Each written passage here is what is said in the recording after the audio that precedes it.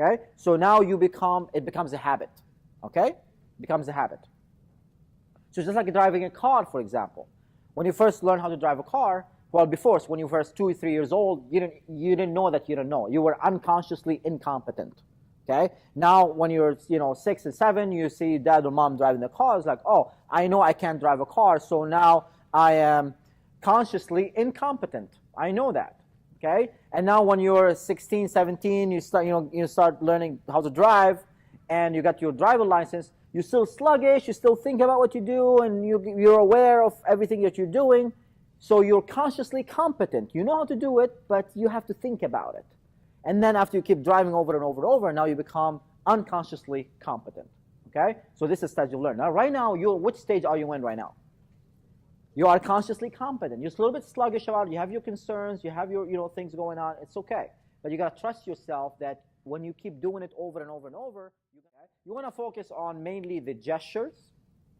You want to focus on the feet, where they are, how they're sitting. Okay? If they're leaning in, you lean in. If they're leaning back, you lean back. If they're having the arms crossed, you have your arms crossed.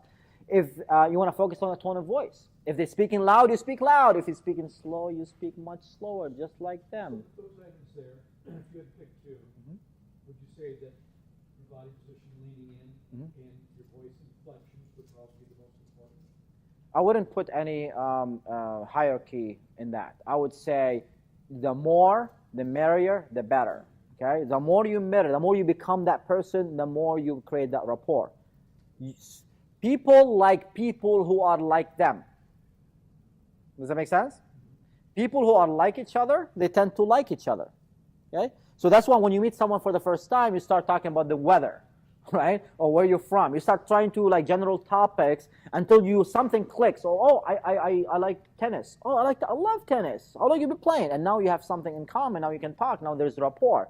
So the more you find of these commonalities, the more you like that person. So now when your body, which is your 55% of communication, is the same as the other person, boom, your level of rapport is like